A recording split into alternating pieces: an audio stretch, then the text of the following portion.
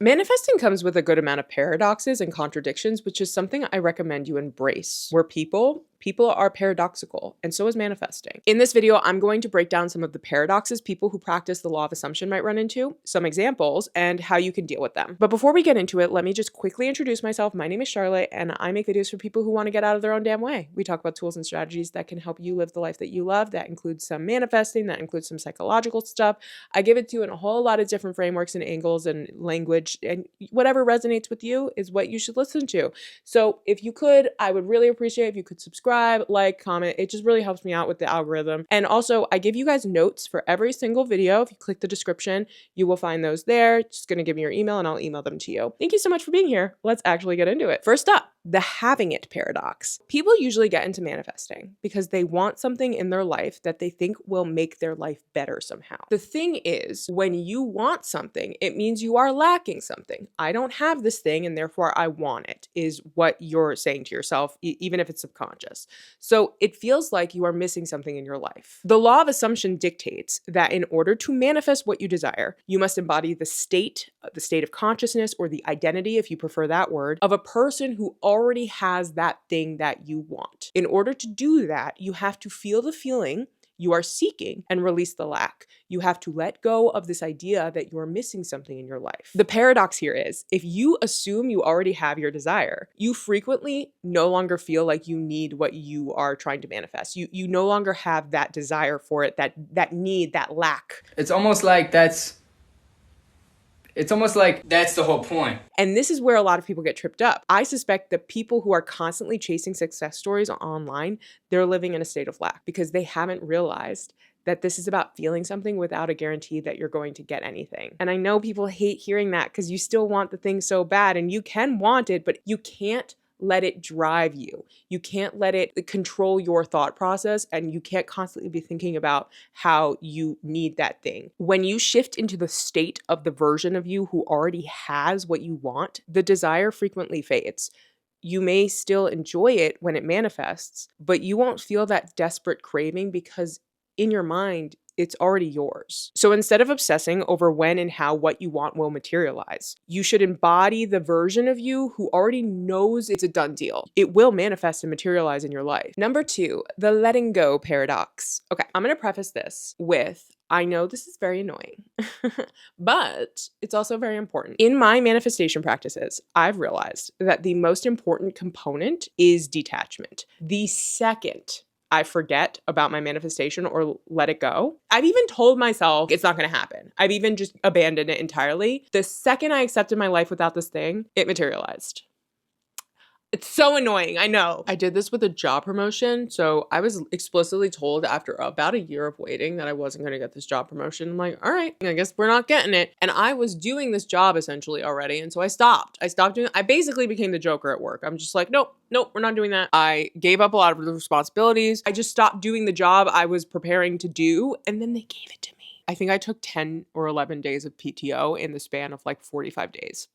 I went to Europe twice within the span of 45 days. And part of that was another thing I manifested. It was tickets to see David Tennant in Macbeth. I was in London for a wedding. It was a layover situation. So we flew to London, we flew to Italy, and then we flew back to London. So I was in London twice for this one trip. I wanted to see David Tennant tickets. It was going to be starting on a return trip home, and I couldn't get the tickets. Obviously, they'd been sold out forever. I visualized the theater. I saw it. It looked so cool. Like the idea with the headphones. It was like a very cool experience. There was like a period of like a few hours where I really wanted it, and then I just let it go. It wasn't that big of a deal. Out of nowhere, this guy I'd been dating on and off for a few months. Like we were still texting, but we hadn't really seen each other. He texted me out of nowhere. Hey, I have an extra ticket to see David Tennant in Macbeth. Do you want to come? And then I replied to him like, you mean in London? He's like, yeah, in London. It's on Halloween. I'm like,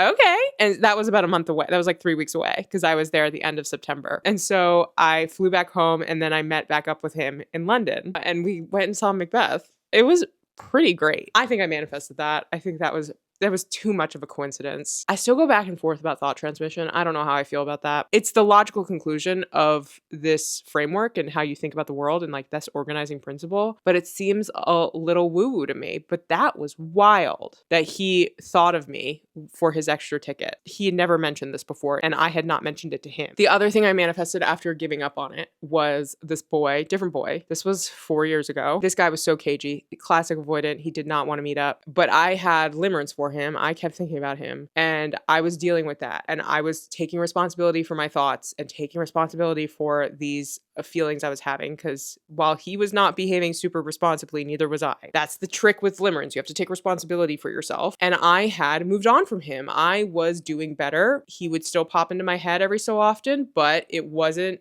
anywhere near as intense as it had been. The second I started to get over him, he popped back up and he wanted to see me. I did it. Shouldn't have done it. It worked out. It was interesting. The point is, I stopped wanting him. I gave up on him.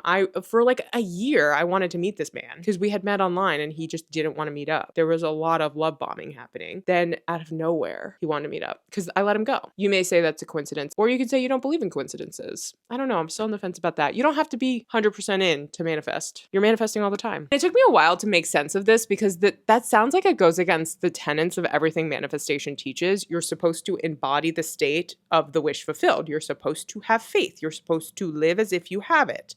But what people don't realize is that feeling like you already have it almost feels like indifference. You're not concerned about it. It's like having anything in your life that you just sort of get desensitized to. And so it was not about giving up or not wanting it anymore. It was about dropping the emotional neediness around the desire. And in those situations, the only way I knew how to do that, to give up this lack mindset, was to not want it. That is a very common first step when people are figuring out what it means for them to let go, because that is the only way they know how to release the feeling of lack. And that was what I was doing. And the reason this happens to someone, including me, is because they haven't yet built up the confidence in themselves to trust that they can feel however they want to feel without getting their desire. That's it. That's the secret. You have to build the emotional and mental discipline to know you can soothe yourself and validate yourself and feel good right now without whatever it is you want, without that desire. And this is why people experience what they call reverse manifestations, which is when they give up or say, whatever, I don't care anymore. What they're doing is really releasing the resistance.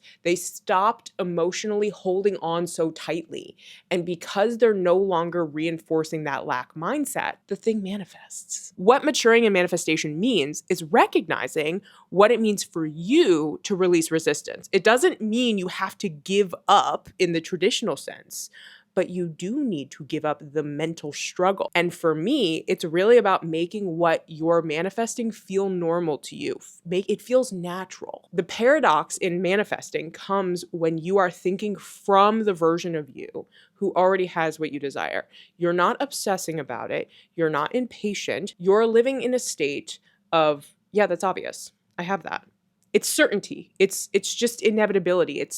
That's where the delusion comes into play, right? So next up is the no action required paradox. So I have yet to figure out the best way to communicate action and manifesting to people. Frequently, you will hear people say, you don't need to take action to manifest. That can be true. But I also think it can be confusing to people because I don't think the word action is being interpreted correctly. The way I think about it is your manifestation may involve you taking action, but it won't feel like work. It won't feel difficult. It won't feel like you're working very hard. It will feel inspired. You're not going to have to motivate yourself to do something. It will feel aligned with you. Manifestation isn't about forcing things into place, but when you fully assume your new identity, you might naturally feel led to do things differently without feeling like it's a huge lift or second guessing your choices or anything like that. Inspired action flows from certainty. When you're confident in your state, any action you take feels aligned and effortless. So if you feel compelled to act, do it from the assumption that your desire is already yours, not from fear or lack. So that's what people mean when they say no action required.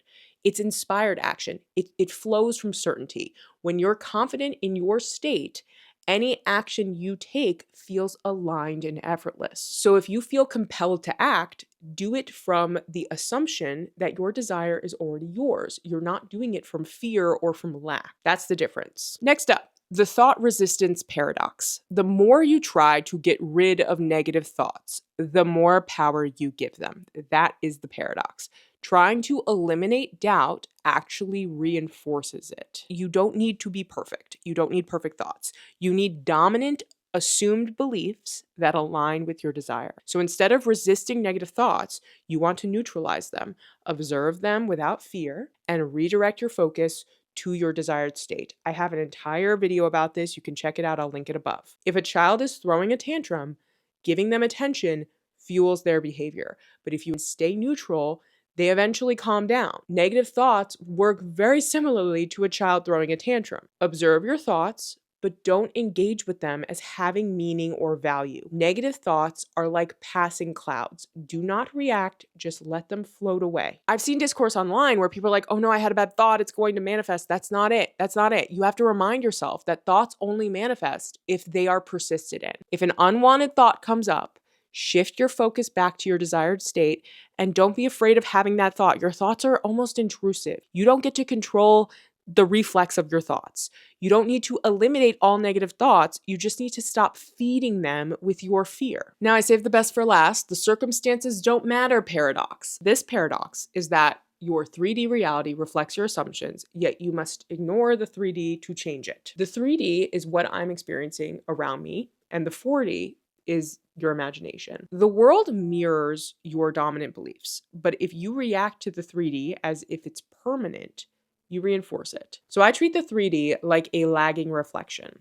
It is a delayed video feed. What you're watching around you already happened seconds ago, just like in the video feed.